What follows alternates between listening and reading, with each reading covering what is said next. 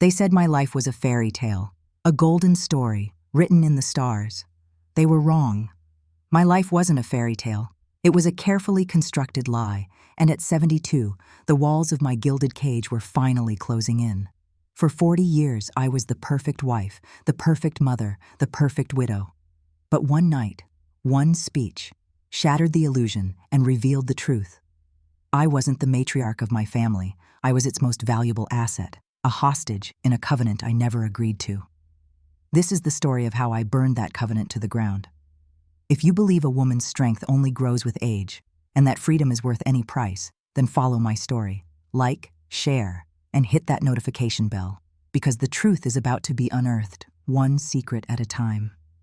The crystal champagne flute felt less like a celebratory glass and more like a prop, unnaturally heavy and cold in my 72-year-old hand. Its delicate stem was a stark contrast to the thick, suffocating air of the Weston Country Club. The entire evening was a monument to my son-in-law Mark, a monument built of shimmering sequins on 2 young dresses, polished marble floors that reflected the ambition in every face, and the triumphant, almost feral glint in Mark's eyes. He stood at the podium now, my daughter Clara attached to his side, her hand not just resting on his arm, but staking a claim. She beamed, a perfect porcelain doll of a wife, her smile a little too wide, a little too bright. I had positioned myself near the back, a ghost at the feast, a relic of a bygone era surrounded by the vibrant, hungry wolves of their generation. The low hum of self-congratulation was a physical pressure against my eardrums. "I want to thank everyone," Mark began, his voice, amplified by the microphone, smooth as aged whiskey.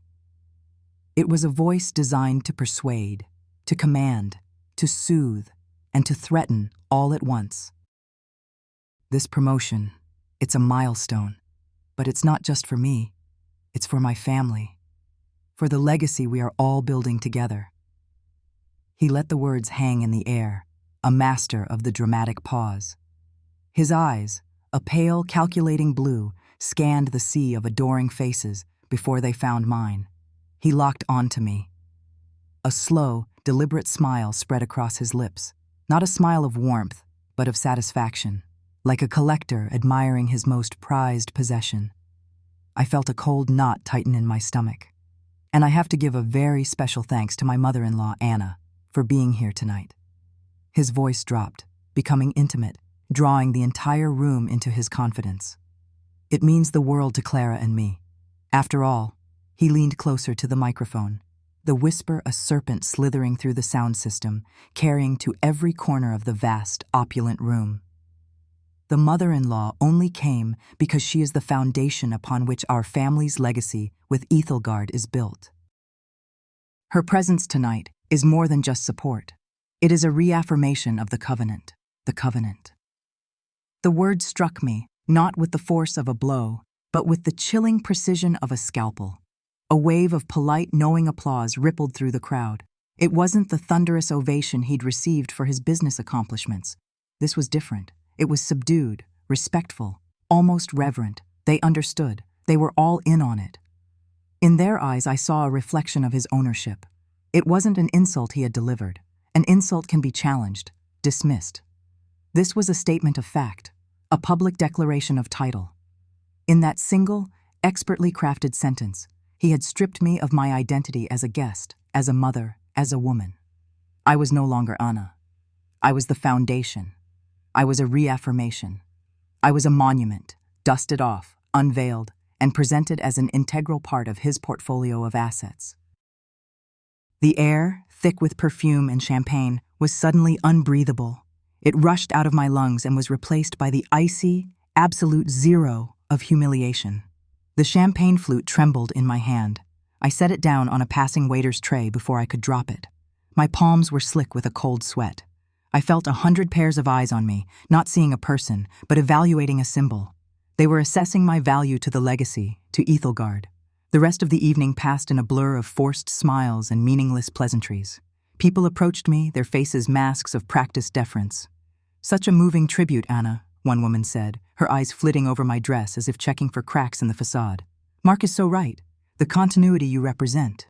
It's everything." Another man, a partner at Mark's firm, shook my hand, holding it a moment too long. "You must be so proud," he murmured. "Richard's vision, secured for another generation. Richard, my late husband." His name was invoked like a saint's, a founding father of this strange religion I had unwittingly joined. I felt like a museum piece that people were politely admiring, commenting on its preservation, its historical significance, before moving on to the canapés. I was trapped in a play where everyone but me had read the script. My role, it seemed, was to stand still and look foundational. The drive home was a descent into a new kind of silence. The interior of Clara's Tesla was a sterile pod, gliding noiselessly through the manicured perfection of Weston. The only sound was the faint electronic hum of the engine, a sound as devoid of warmth and life as my daughter's expression. She hadn't spoken a word since we left the club, her hands gripping the wheel at a perfect 10 and 2, her gaze fixed on the asphalt unfurling before us. Her disapproval was a physical entity in the car, a suffocating presence that made the plush leather seats feel cold and unforgiving. It pressed on my chest, making it hard to breathe. "Mother, you looked funereal," she finally said, her voice flat, emotionless. She didn't look at me. Her eyes remained locked on the road, on the stately homes and perfectly sculpted lawns gliding past our windows, like scenes from a life I no longer recognized. "You had a face like thunder all through dinner." My purse was a small, hard rectangle in my lap. I clutched it until my knuckles turned bone white. "He humiliated me, Clara, in front of all those people." "He did no such thing," she snapped, her voice sharp with an irritation she barely tried to conceal. "Mark was honoring you. He was honoring Dad's vision. You just refused to see it." He spoke of me like I was a deed, a title to a property he'd just acquired. The words felt small and inadequate, unable to capture the depth of the violation. Clara let out a sigh, a sound of immense theatrical weariness that she had perfected over the years. It was a sigh that said, "You are being difficult. You are the problem." "You don't understand the covenant," she said, and the words were not an explanation, but an accusation. "You never tried to. Dad built everything for us, for this. He dedicated his life to Ethelgard, to ensuring our family's place within it. Your role is one of immense honor. You are the venerated matriarch." Venerated matriarch.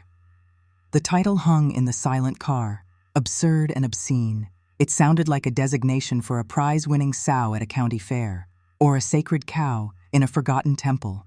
It was a label meant to sound prestigious, while stripping away all agency, all humanity. It was a beautiful name for a cage. "I am your mother, Clara, not a matriarch."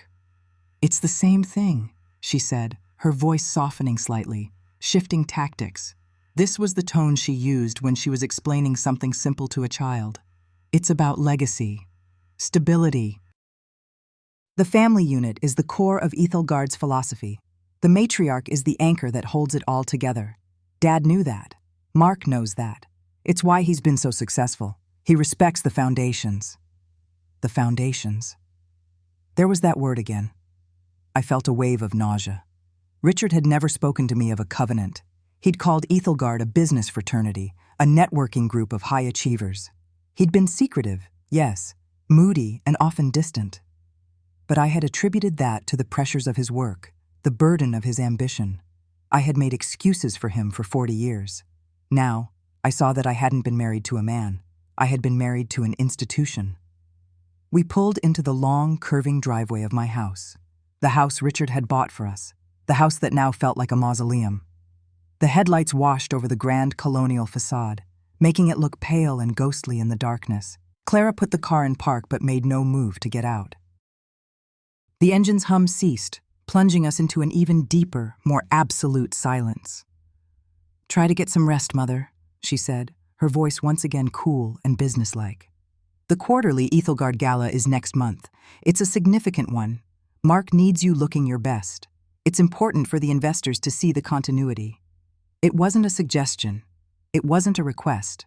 It was an order, delivered with the casual authority of a zookeeper, instructing an underling on the care of a particularly valuable animal.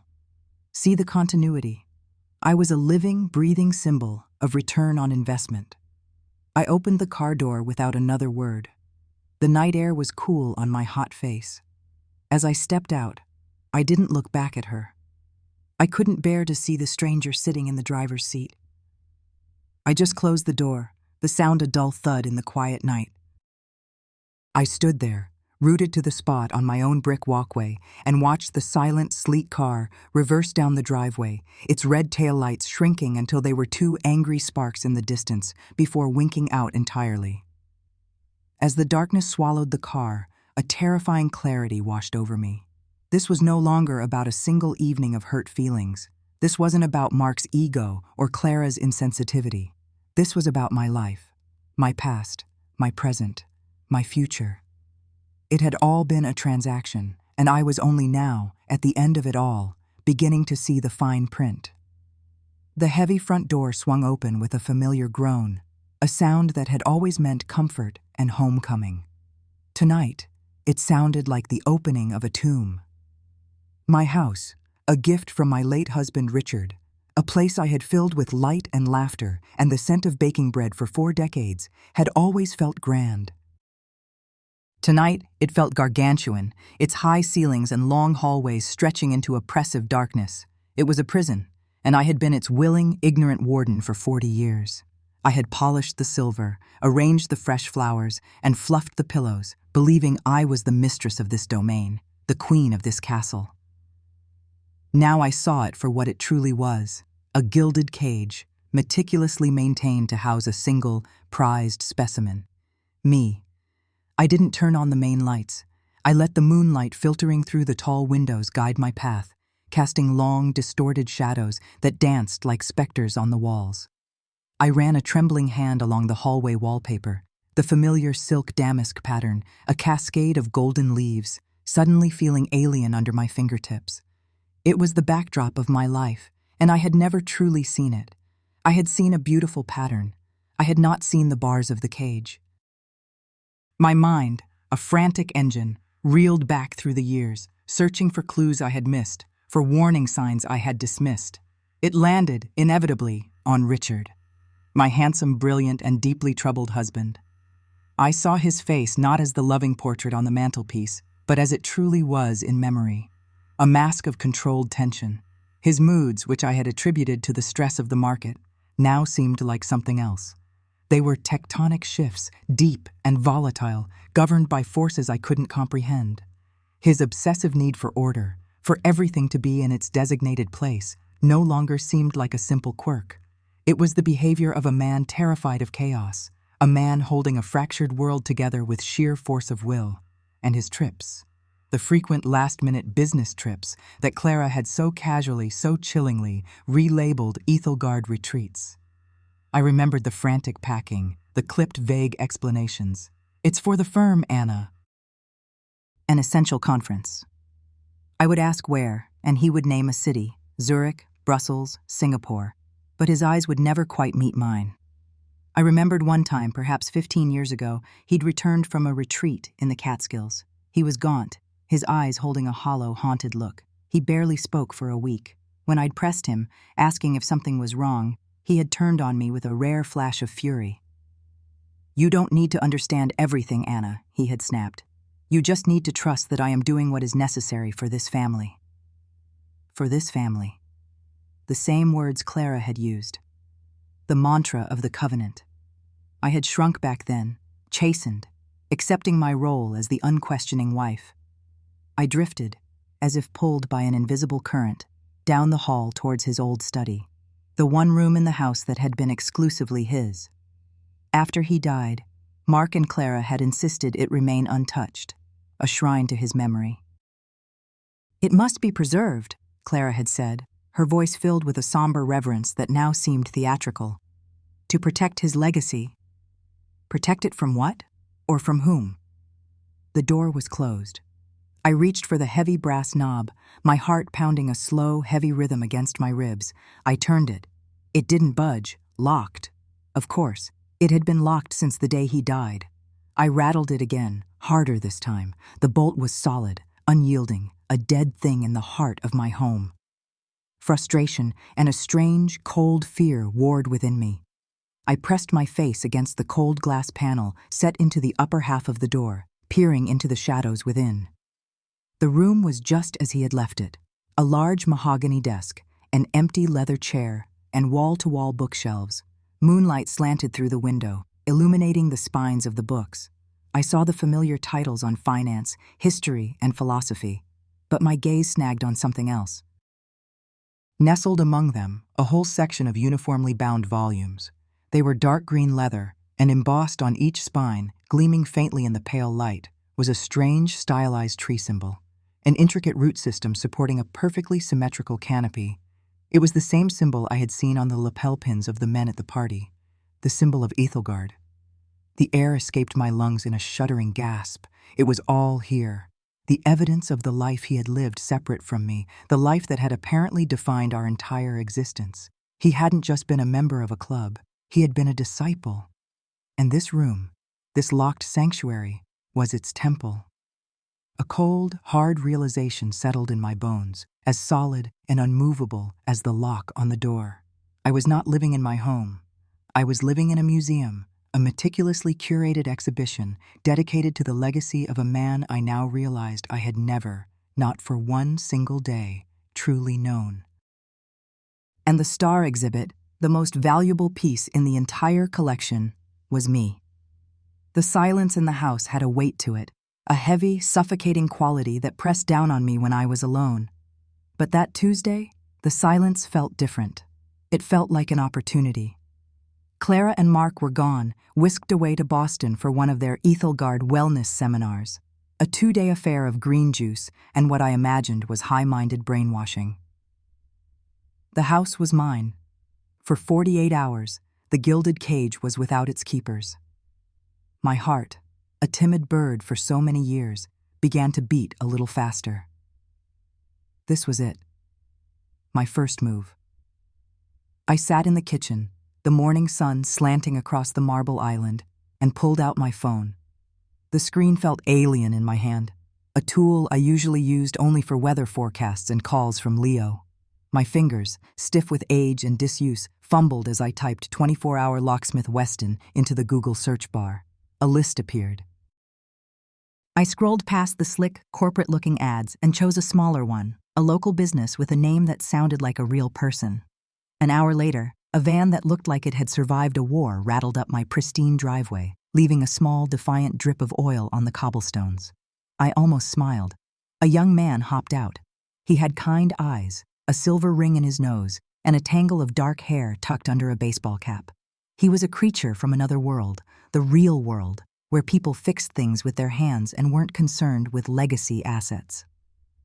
I met him at the door, forcing a smile that felt brittle on my lips. It was the smile I had perfected over decades, warm, benign, utterly harmless, the grandmotherly mask.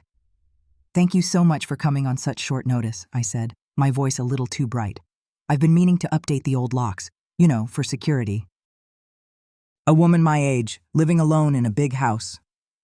I let the sentence trail off, letting him fill in the blanks. "No problem at all, ma'am," he said, hauling his toolbox. "Smart move. Can't be too careful." He was efficient.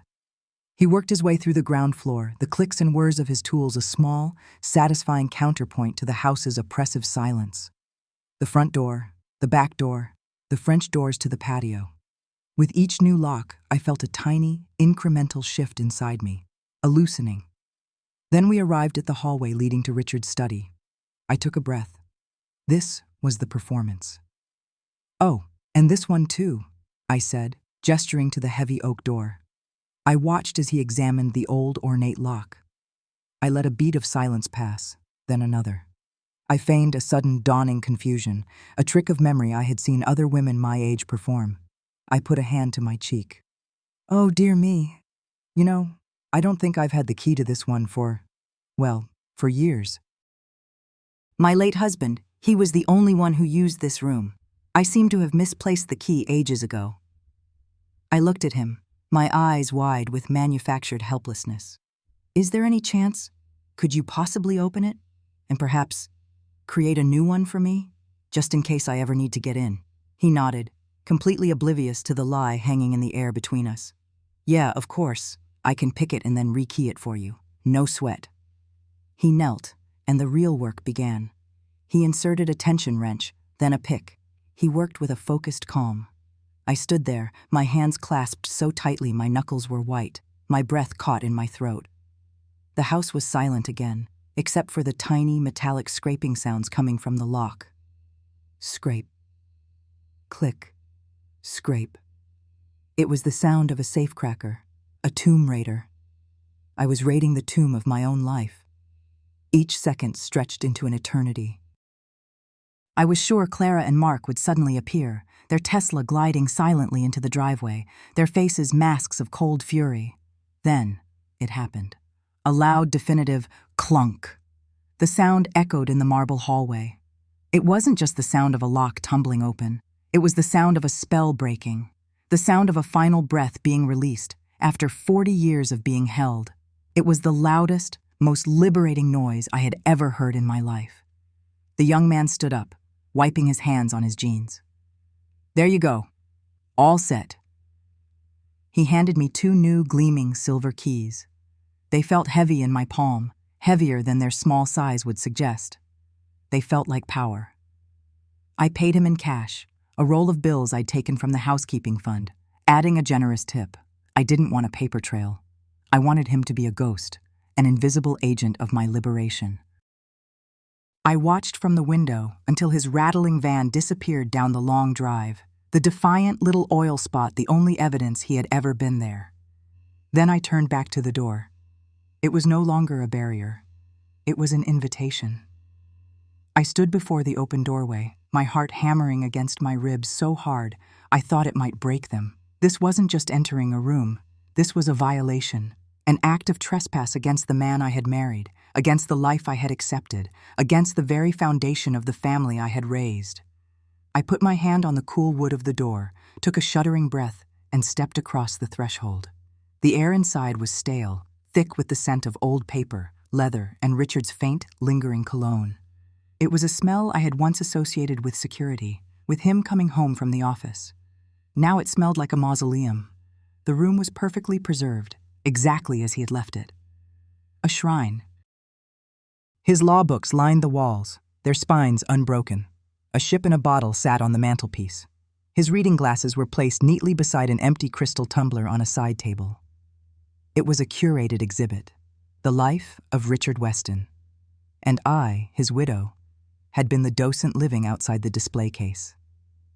My eyes were drawn to the desk.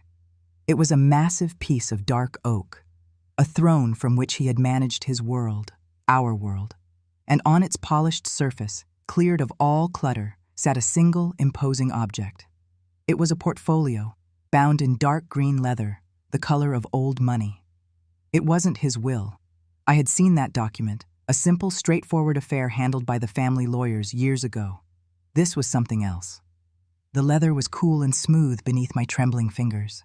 Embossed on the cover in stark gold letters were the words, "The Ethelgard Generational Covenant, the Weston Foundation, Covenant." The word Mark had used at the party. The word Clara had used in the car. It wasn't a metaphor. It was a document. My legs felt weak. I sank into his chair, the leather sighing under my weight. It was a chair I had never been invited to sit in when he was alive. It felt enormous, swallowing me whole. I pulled the heavy portfolio towards me and opened it. The pages were thick, creamy, filled with dense, numbered paragraphs of text. It wasn't written in the language of law, not exactly. It was a sickening blend of pseudo-legal jargon and a kind of corporate, spiritual doublespeak. I scanned the first few pages, my mind struggling to grasp the meaning behind the lofty phrases. Lineage purity, perpetual stewardship, legacy assets, generational continuity. It was the language of breeders, not families. It spoke of the Weston family not as a collection of people, but as a self-sustaining entity, a brand, and Ethelgard was its guarantor. My stomach began to churn. I kept reading, flipping through pages of bylaws and protocols, my sense of dread growing with every sentence. And then I found it. Section 4. The disposition of foundational assets upon transition. Transition was their word for death. I read the clause once, then twice, the words blurring through a haze of disbelief.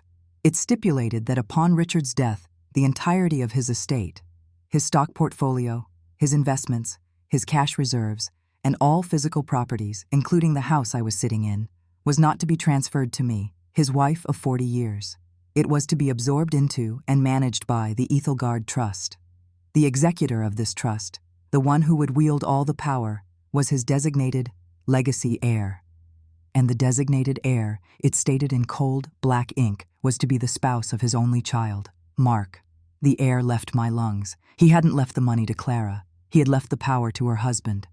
But the true horror was yet to come. I read on, my finger tracing the line, and found my own name. And there I was. Anna Weston. Defined in a subclause, not as a beneficiary, not even as a dependent. I was defined as a primary legacy asset. An asset, like the house, like the stocks, like the ship in a bottle on the mantelpiece. The text was brutally clear.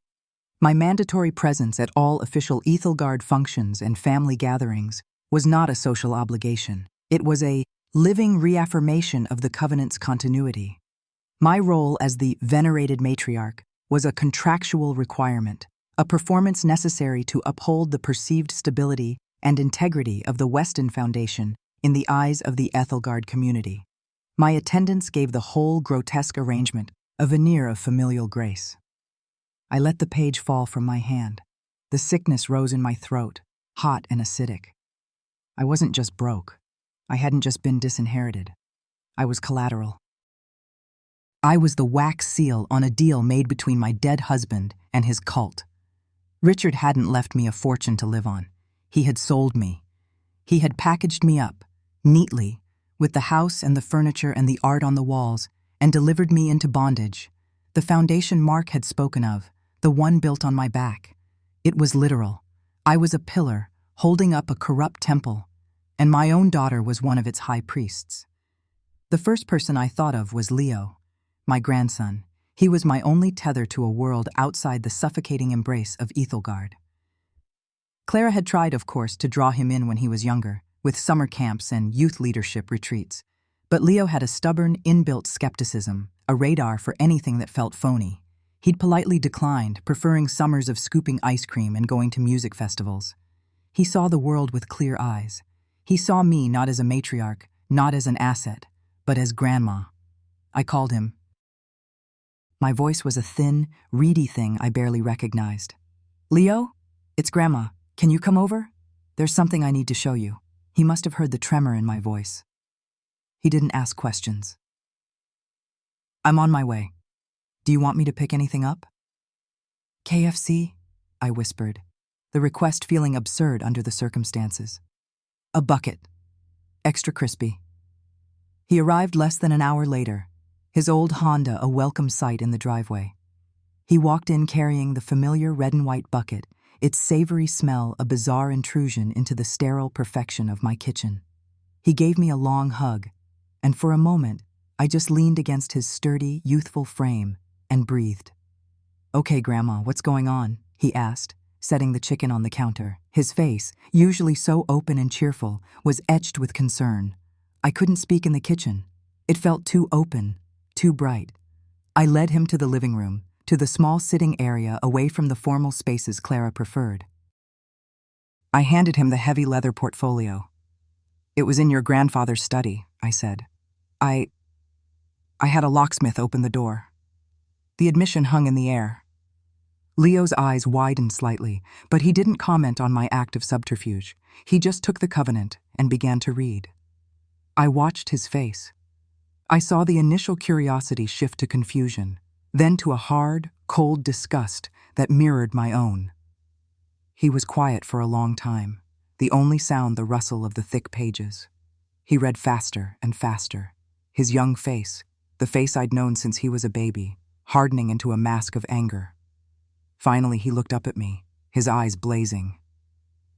Grandma, he said, his voice low and furious. This is insane. This isn't a will. This is a high-control group playbook, word for word. The language, the structure, it's designed to create total dependency. Legacy asset? They're talking about you like you're a piece of furniture. The validation was like a drink of water after a lifetime of thirst. I hadn't been overreacting. I wasn't a hysterical old woman. The horror was real. While you make us some tea, he said, his tone shifting into something practical, determined. I'm going to look into these people. He was already pulling his laptop from his backpack, his fingers flying across the keyboard before I had even stood up. He was in his element now. The digital world was his world. I went to the kitchen, my movements stiff and automatic, and put the kettle on. I could hear him muttering from the other room. Ethelgard Wellness Foundation. Okay, registered as a 501c3 charity. Looks clean on the surface. Very clean. Too clean. They've got lawyers, good ones, scrubbing everything. When I came back with 2 mugs of tea, he had turned his laptop screen towards me. But here. It was a website, a forum. The design was crude, dated. The title at the top of the page read, "R. Ethelgard Exposed." It was a subreddit, a dark corner of the internet where the truth was hiding. My heart pounded as I leaned in to read. It was a floodgate of misery, story after story. A man from Ohio whose wife had been drawn in by a wellness coach and had proceeded to drain their joint savings account into the Ethelgard Trust before leaving him. A young woman from California whose parents had disowned her for refusing to sign a generational covenant of her own. There were tales of psychological manipulation, of love bombing followed by cruel isolation. They described coercive control, financial exploitation on a massive scale, and swift, brutal legal intimidation for anyone who dared to speak out. They talked about being followed, about their computers being hacked, about their reputations being systematically destroyed in their communities. Leo scrolled through the pages, his expression grim. They're an octopus, Grandma. Their tentacles are everywhere. They've got real estate holdings, shell corporations, and a team of lawyers who specialize in nothing but slap suits. Strategic lawsuits against public participation. They sue their critics into silence and bankruptcy. He looked up from the screen, his gaze meeting mine. The hope that had flickered within me when he first arrived began to dim. What does that mean? I asked, though I already knew the answer. It means challenging this legally would be a nightmare, he said, his voice heavy with a new, bitter reality. It would be your word against a multi-million-dollar nonprofit with a pristine public image and a legal team that could bury us in paperwork until we ran out of money and time. They've built a fortress around themselves. So there it was, a fortress, and I was trapped inside it. The locksmith's key felt useless in my pocket. I had opened one door, only to find myself in a much larger, more impenetrable prison. The fortress didn't wait long to show its power. 2 days later, I was watering my hydrangeas when the silent, predatory shape of Mark and Clara's Tesla appeared at the end of the driveway. My blood ran cold. They weren't due back until that evening. This was not a social call. They didn't come in for tea. They didn't even offer a pleasantry. They stood in my foyer like a pair of inquisitors, their faces rigid with a kind of serene disappointment that was far more terrifying than open anger. "Mother," Clara began. Her voice was tight, stripped of all warmth. It was the voice of a functionary, not a daughter. We were alerted that the lock on Father's study was changed. The floor seemed to drop away beneath me, of course. A silent alarm. A notification sent straight to their phones. A security system I didn't know existed in my own home. They had been watching me all along. The cage had eyes. I tried to summon the frail, confused old woman from my performance with the locksmith. "Oh yes," I said, forcing a light, dismissive tone. The old one was sticking terribly. I was afraid it would jam for good. "Just a safety measure, dear." Mark stepped forward, positioning himself slightly in front of Clara. He was smiling that smile of his, the one that never touched his cold, calculating eyes. It was the smile of a predator assessing its prey. "Anna," he said, his voice a low, smooth purr. "We're all on the same team here. You know that. Your well-being, your peace of mind. It's all tied to the family's stability, to the integrity of the covenant. He took another step. I instinctively took one back. Upsetting the balance, he continued, the silken tone of his voice wrapping around every word. It has consequences, unforeseen ripples. When the foundation is disturbed, things can break, people can get hurt, reputations can be damaged. Yours? Clara's. The good name your husband worked so hard to build. It was a threat, delivered with the calm precision of a surgeon. He wasn't raising his voice. He was simply laying out the facts of my imprisonment. He was telling me that he held my life, my reputation, and my daughter's love in his hands, and that he would not hesitate to crush them all if I misbehaved. The covenant protects us all, Anna, he said, his eyes boring into mine. But it requires faith. It requires trust in Richard's vision. That's all we ask. They turned to leave. Mark's message had been delivered. But then Clara paused at the door, her back to me. When she turned, I saw something in her eyes that shattered my heart. It was a genuine, desperate plea. Please, Mother, she whispered, and for a second she was my little girl again. Just do what you've always done. Be the heart of this family. Trust Dad's plan. It's all he ever wanted for us. For you. The sincerity in her voice was the most damning thing of all. She believed it, every word. She saw the bars of her cage as a sanctuary, the poison as medicine. She wasn't my co-conspirator, she was my jailer, and she thought she was protecting me. That's when I understood. I wasn't just fighting Mark's ambition or Richard's ghost. I was fighting the insidious, invisible thing that had eaten my daughter's soul.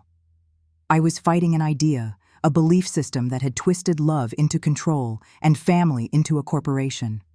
I finally understood the true, terrifying depth of my enemy. And looking at my daughter's lost, pleading eyes, I knew I would burn it all to the ground to get her back. Or die trying. My new strategy was submission. I learned to wear it like a cloak, a comfortable garment that hid the weapon I was sharpening beneath.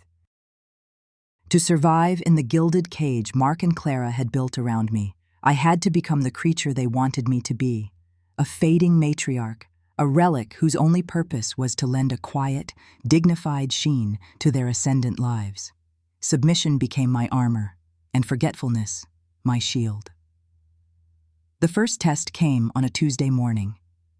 The air was crisp, carrying the first hints of autumn, and the sunlight slanting through the kitchen window was the color of weak tea. I picked up my phone, my hand deliberately unsteady, and dialed Clara. She answered on the second ring, her voice clipped and impatient, the familiar sound of a woman who believes her time is infinitely more valuable than yours. Mother, is everything all right? The unspoken addendum hung in the air. You never call unless something is wrong. Oh, Clara, dear. Yes, everything is fine, I began, pitching my voice a little higher, a little more fragile than usual. I was just looking at the invitation for the Ethelgard Autumn Gala. It just arrived. Such lovely cardstock. It says the dress code is, let me see. I pretended to squint at the embossed paper. It says celestial elegance. What on earth does that even mean? I'm at a complete loss. I thought perhaps you could help your silly old mother. There was a put-upon sigh on the other end of the line, so audible it was almost a word in itself. It was the sound of a daughter burdened by a mother's incompetence. It was perfect. Mother, it's not that complicated. It just means formal, black tie. Think stars, the night sky, that sort of thing. Oh, stars, I murmured, feigning dawning comprehension. I see. I have that old navy blue dress, the one with the little beads on the collar. Would that work? Or is it too old-fashioned? No, not that one, she said immediately, her tone dismissive. Mark and I were discussing this. You should wear the silver one. The silk one from last year's foundation dinner. It reflects the light beautifully. It makes you look distinguished. Regal. Regal. Like a queen on a chessboard, powerful in her symbolism, but limited in her movement. A piece to be positioned, not a player. The silver one? "Oh, but isn't it a bit flashy for me, dear?" I demurred, playing my part. "It's what Mark wants," Clara said, and that was the end of the discussion. Her voice was firm, leaving no room for argument. It wasn't a suggestion, it was an instruction. She was no longer my daughter offering advice. She was a handler issuing a directive. "I'll have Marisol fetch it from your closet and make sure it's pressed. Don't worry about a thing. We just need you to look your best. You are the venerated matriarch, after all. You represent Daddy's legacy." "Of course, dear. Whatever Mark thinks is best," I said, my voice soft and pliant. "Thank you, Clara. I don't know what I'd do without you." I hung up the phone and stood in the quiet kitchen, the silence a stark contrast to the buzzing in my head. I had passed the first test. They saw a confused old woman, easily managed, easily led. They had no idea I was a general, and I had just won my first skirmish by orchestrating a strategic retreat. A week later, Mark orchestrated his own little performance. He arrived at the house with a leather-bound folder under his arm, his smile a well-rehearsed blend of dutiful affection and corporate condescension. Clara was with him, her presence a silent reinforcement of his authority. "Anna," he said, his voice smooth as polished marble, "I wanted to take a moment to go over your monthly statements from the trust, just to make sure you're comfortable with everything, that you understand where it's all going." He spread the papers on the grand mahogany dining table where I had once hosted dinner parties for ambassadors and artists. Now, it was a desk for my own infantilization. He sat beside me, a little too close, his cologne overpowering the scent of lemon polish and old wood. He pointed a manicured finger at a column of figures. "See, this is your personal allowance," he explained, as if to a child. For your knitting supplies, your little outings with the garden club, things like that. We, the trust, handle all the major expenses directly. The property taxes, the staff, the upkeep. It's simpler this way. It frees you from the burden of worrying about it. I leaned in, my brow furrowed in concentration. I let my eyes drift over the numbers, a meaningless jumble of digits I was supposed to be incapable of comprehending. I knew exactly what they represented. It was the price of my gilded cage, the budget for my comfortable imprisonment. "Oh," I said, tapping a line item. "What's this for?" "Groundskeeping services. That seems like a lot." "Is that for George?" Mark and Clara exchanged a look. It was a fleeting glance, but I caught it. It was a mixture of pity and satisfaction. The gardener's name was Robert. It had been Robert for 15 years. "It's Robert, Mother," Clara corrected gently, her hand briefly touching my shoulder. "And it's a standard rate. The estate is large." "Oh, Robert, of course," I said, shaking my head with a small, embarrassed laugh. "My memory these days, it's like a sieve. Thank you for explaining, Mark. It's all so complicated. I'm glad you're here to manage it all. Richard would be so proud of you." He beamed, his chest puffing out almost imperceptibly. "It's my honor, Anna. I'm just fulfilling my promise to him, to protect his legacy and to protect you." He saw a fading mind, the gentle onset of a convenient, manageable senility. They both did. A few days later, I was arranging flowers in the living room, pretending to be absorbed in the task. Mark was on the phone with Clara in the hallway, his voice a low murmur. He thought I was out of earshot, or perhaps just too lost in my own world to listen. "She's settling in," I heard him whisper. "The fight's gone out of her. She asked me about George the gardener again. I think she's finally accepting her role. It's for the best." I placed a white rose into the vase, my hand steady. A slow, cold anger coiled in my gut, but my face remained placid. Let them think that, I thought. Let them see a setting sun. They had no idea that for me, it was a new dawn. While they saw a ghost, I was hard at work. My true life began after the house fell silent, after the staff had retired to their quarters, and the ghosts of my past were the only ones watching.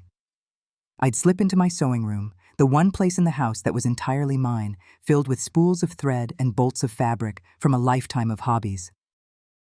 Tucked away in an old hat box filled with knitting supplies, beneath tangled skeins of wool and half-forgotten patterns, was my real tool of liberation. A cheap, untraceable burner phone.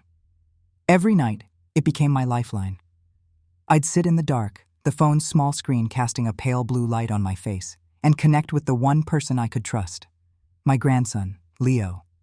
He had installed a heavily encrypted messaging app, the kind used by journalists and activists. Our conversations were a stream of hushed, urgent text. I had become an archaeologist of my own life. With Leo as my remote research assistant, I began to excavate 40 years of memories, sifting through the silt of a life lived in polite ignorance. I wasn't just looking for clues. I was looking for a crack, a single hairline fracture in the perfect, impenetrable facade of Richard's legacy. I pulled out dusty photo albums, the plastic sleeves crinkling like old leaves.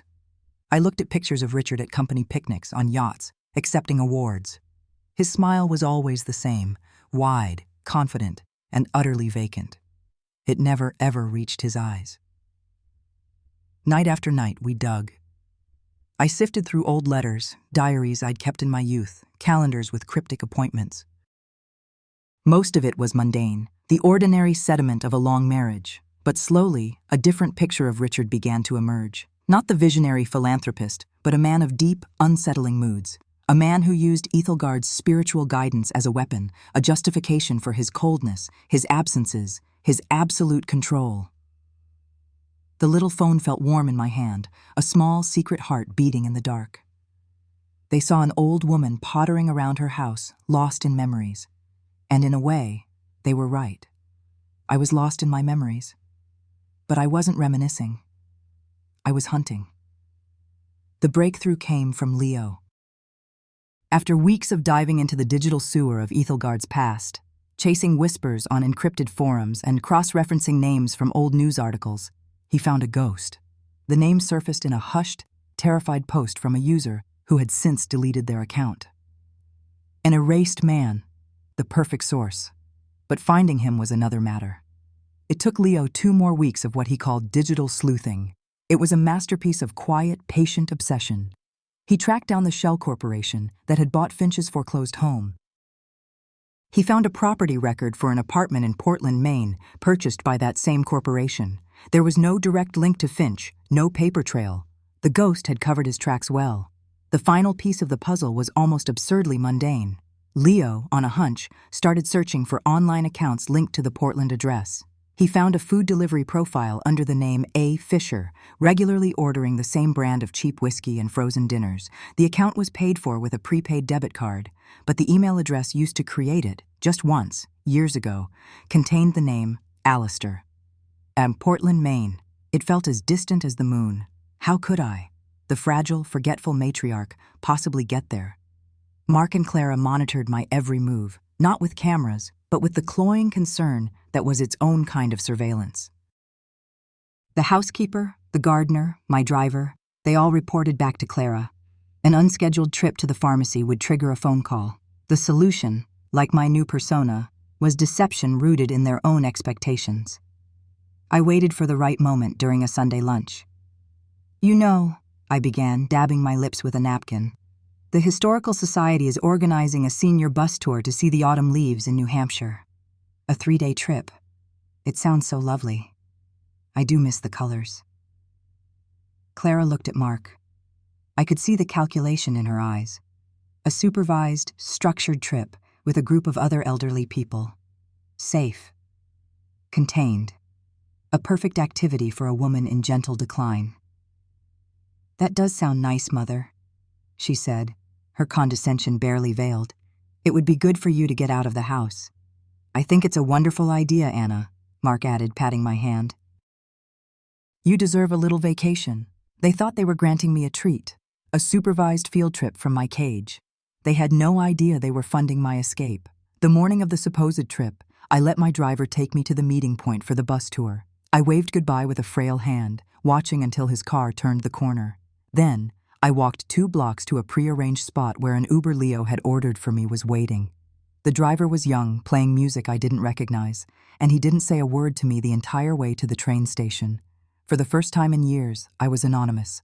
I was just another old woman in a sensible coat. The feeling was intoxicating. At North Station, I bought a one-way ticket for the Downeaster to Portland. The clatter of the train on the tracks was the most beautiful sound I had ever heard.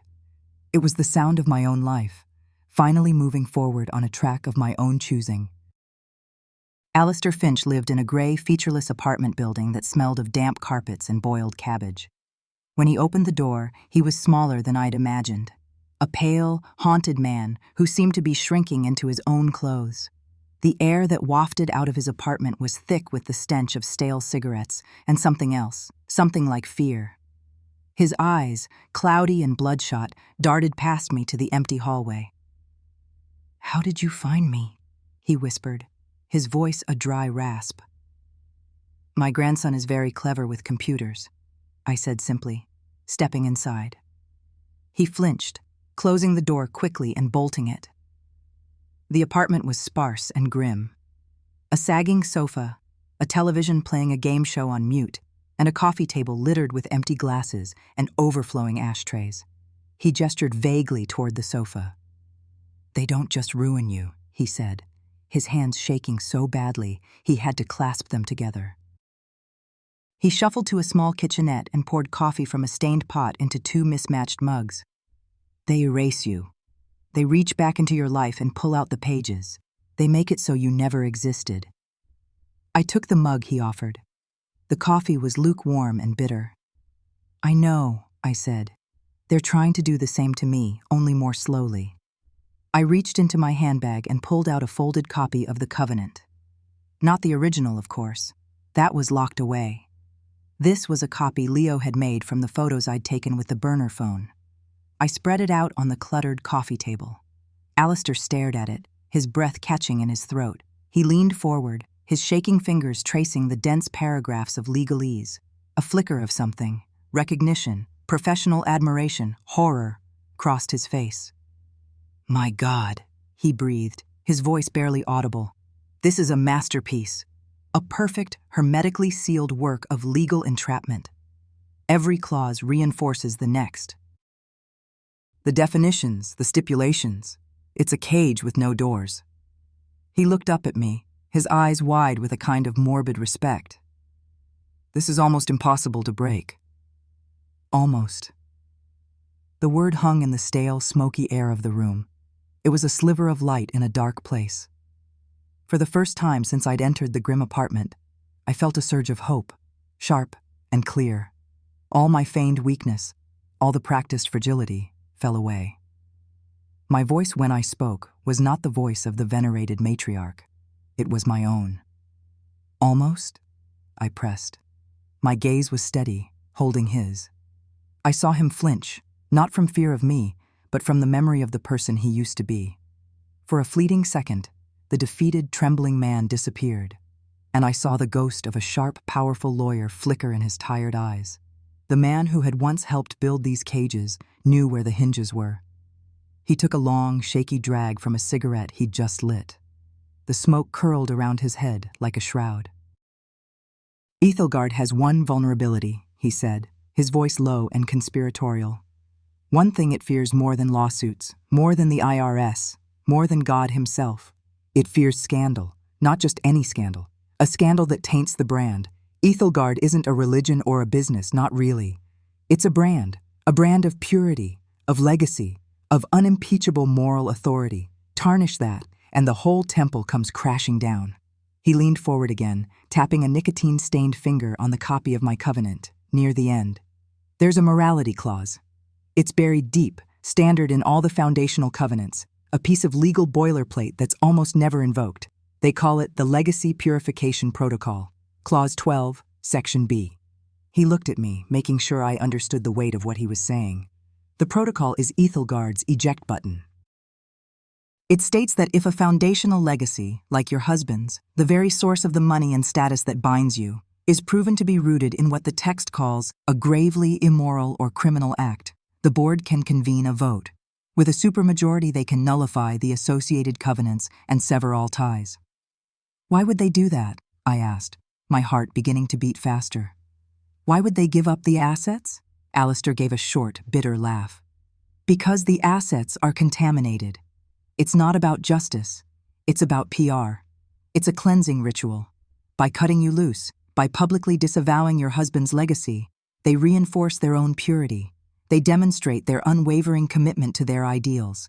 They cut off the gangrenous limb to save the body.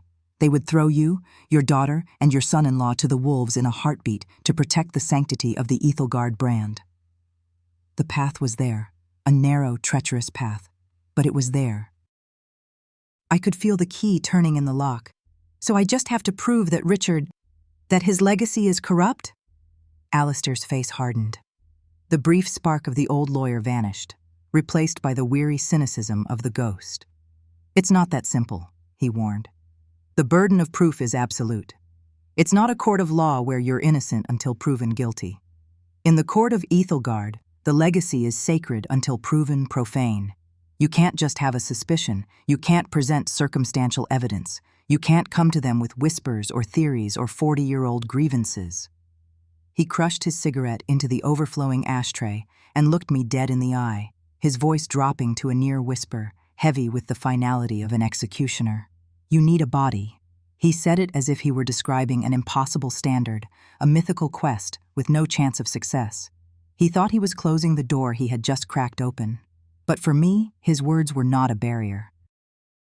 They were a signpost, a body, in the stale gray room, surrounded by the debris of a ruined life. That one, stark phrase didn't fill me with horror. It filled me with a strange and terrible clarity. A body. The words echoed in my mind, a two-beat rhythm against the clatter of the train on the tracks taking me home. The autumn landscape of New England blurred past the window, a watercolor wash of rust and gold. But I didn't see it. I closed my eyes, not to sleep, but to travel back in time. Alistair's impossible condition had not been a dead end. It had been a key, unlocking a room in my memory that had been sealed for over 30 years.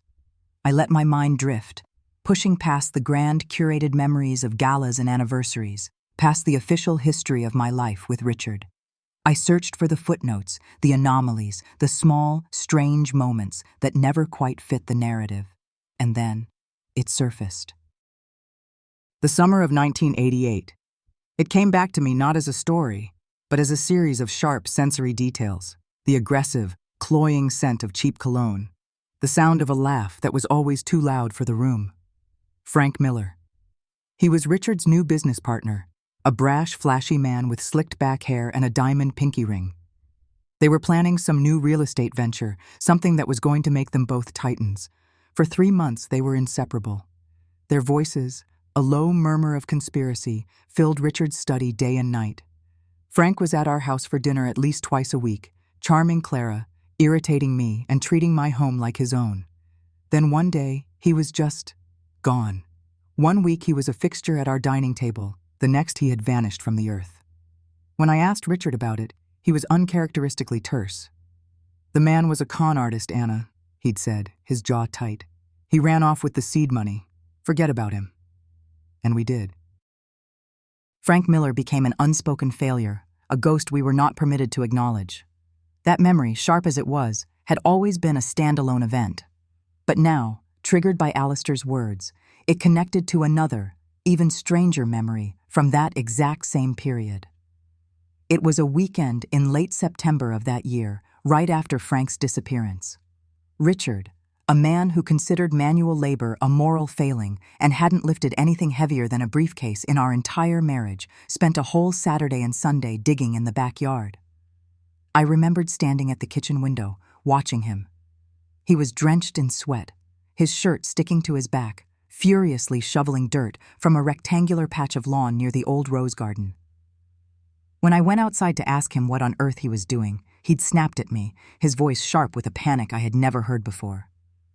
"It's a sinkhole, Anna," he'd barked, not looking at me. "The ground is subsiding. I'm fixing it before it damages the foundation." A sinkhole. It made no sense. The ground was perfectly stable, but I didn't question him further. I retreated back into the house, unsettled by his manic energy, by the raw, unfamiliar sight of my husband caked in mud and dirt. He filled the hole back in on Sunday evening, re-sodded it himself, and never spoke of it again. But the roses knew.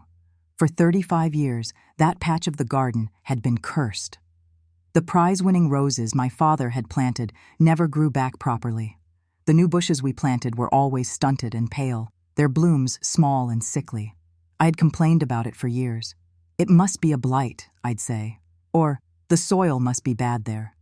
It's just bad soil, Anna, Richard would reply every time, his voice always a little too sharp, a little too final. Just leave it be.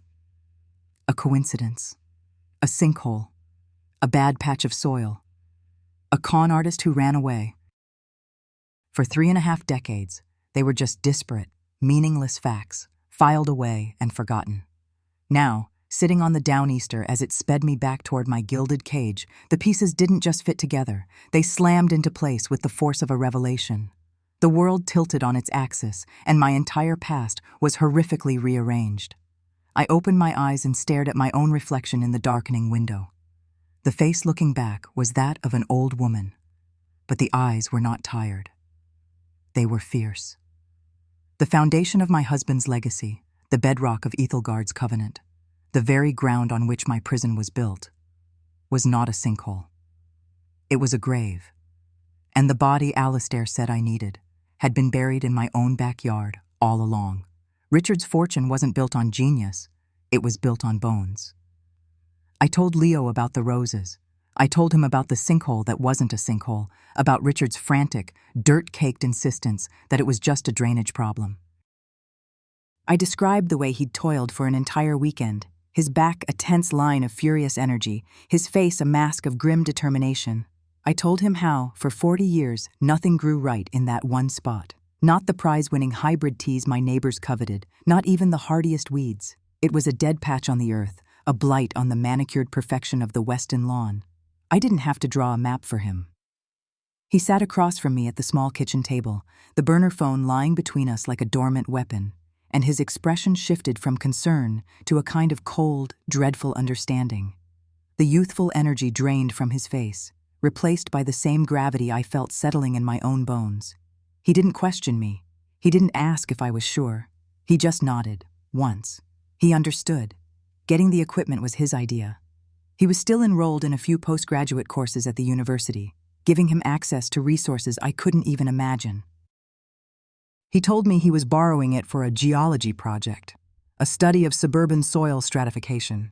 The lie came easily to him, and I felt a pang of something complex, pride mixed with a bitter taste of regret that I had to drag him into this darkness.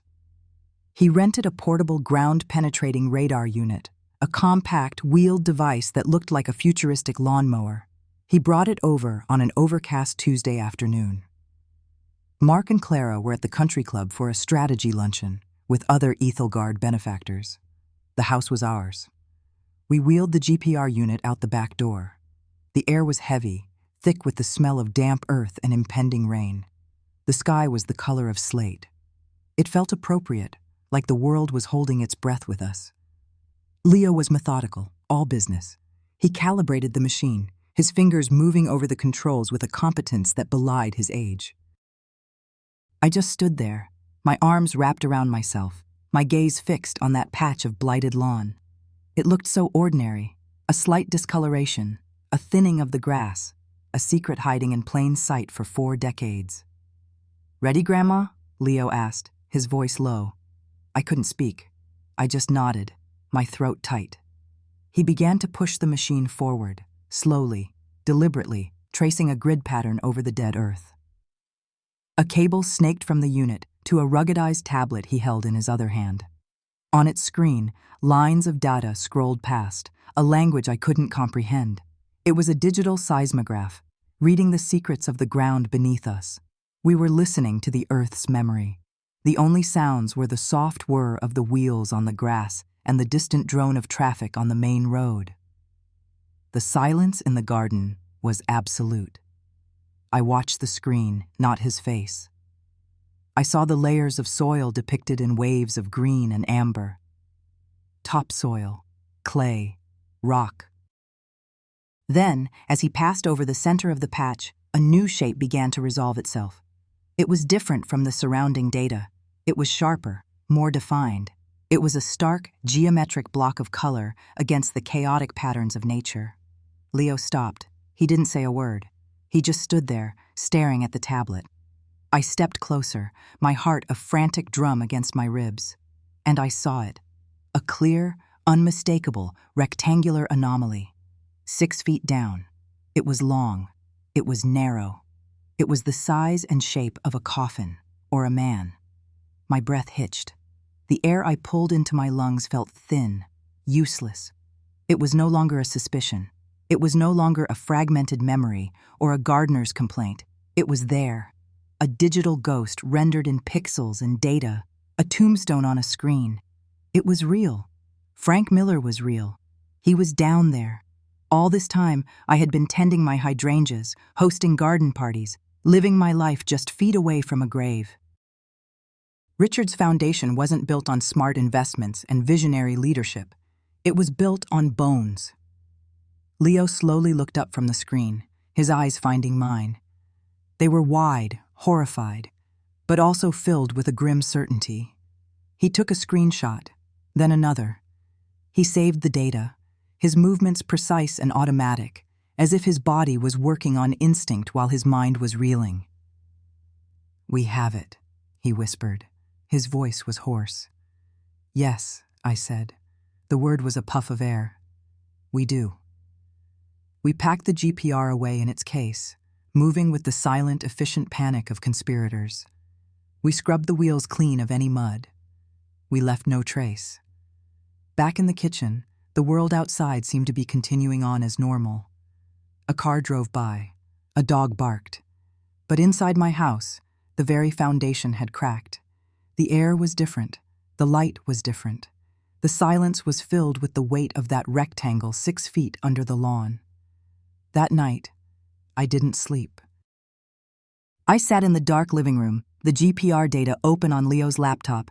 The image of that subterranean rectangle burned into my mind. Alistair Finch's words echoed in my head. "You need a body."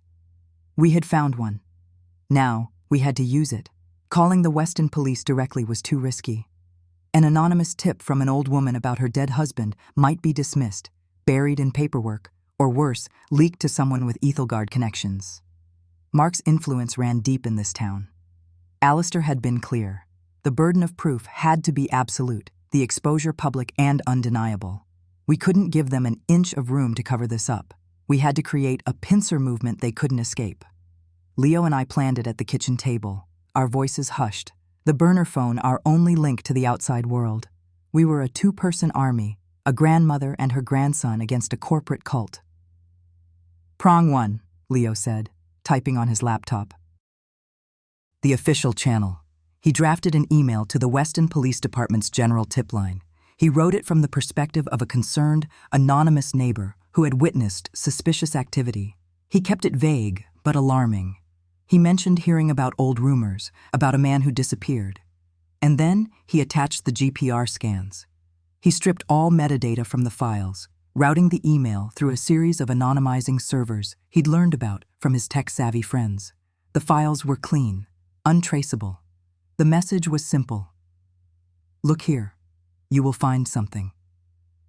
"Prong 2, I said, picking up the burner phone. "The public pressure."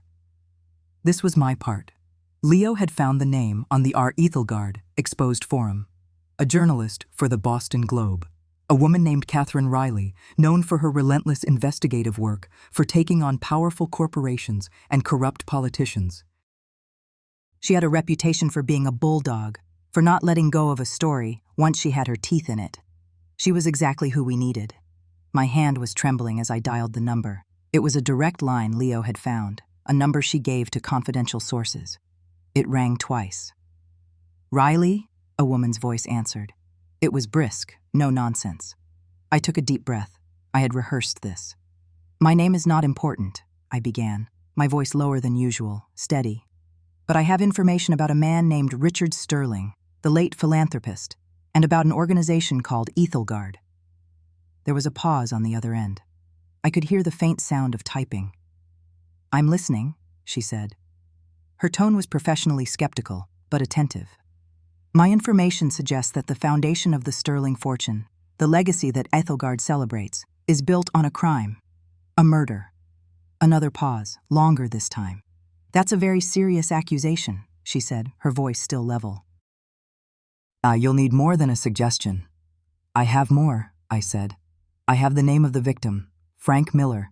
He was Richard Sterling's business partner. He vanished without a trace in the late summer of 1988. I let that sink in. And I know where the body is buried. I heard a sharp intake of breath on the other end of the line. The typing stopped.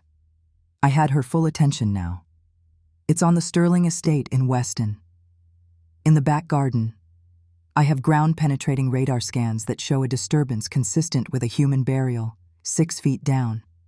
I'm sending them to you now, along with the precise coordinates. Who are you? She asked, her voice now charged with intensity. I'm the person who has been living with this secret for 40 years, I said. Ethelgard has used Richard's legacy to control my family, to control me. They have a legal document, a covenant, that essentially makes me their property. They call me the matriarch, but I'm just a gilded prisoner. This crime is my only way out. If you expose Richard, you expose the lie at the heart of Ethelgard.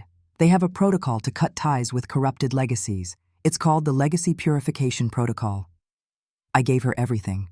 The story of the party, Mark's speech, Clara's coldness, the locked study, the covenant.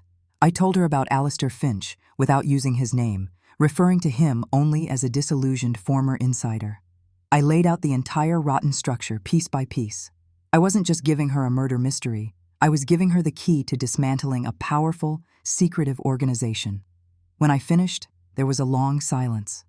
I could almost feel her mind working, connecting the dots, seeing the shape of the story. It was bigger than a local crime. It was a story about money, power, and systemic corruption. The police have been tipped off anonymously, I said, delivering the final piece. They have the same scans you're about to receive.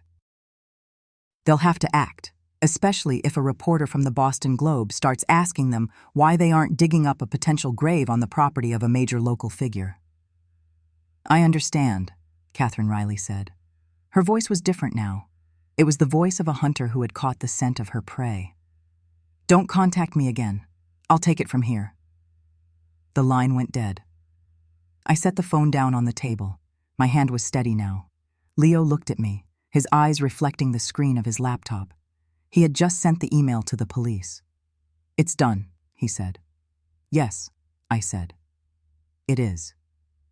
I had lit the match. We had doused the foundation of the house in gasoline.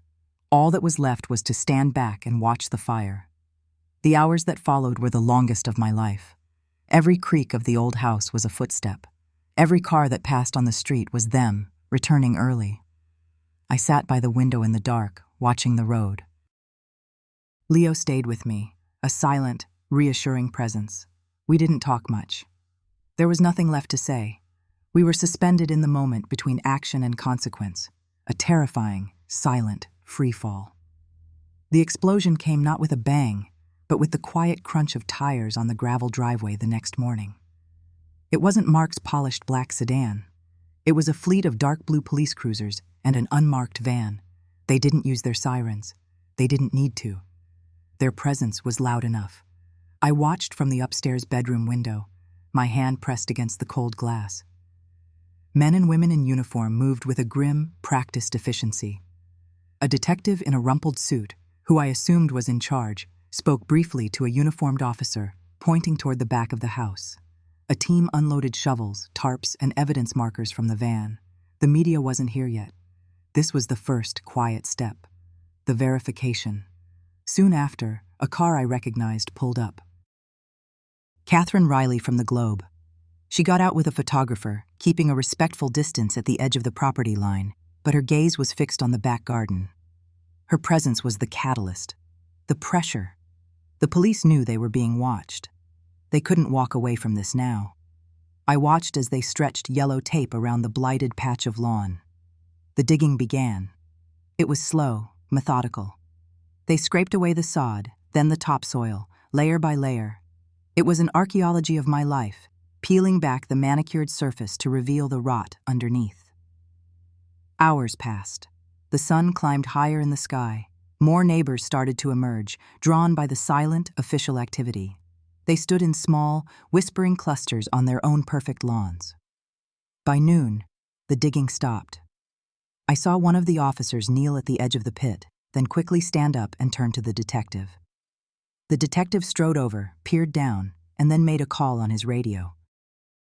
A new kind of energy rippled through the scene.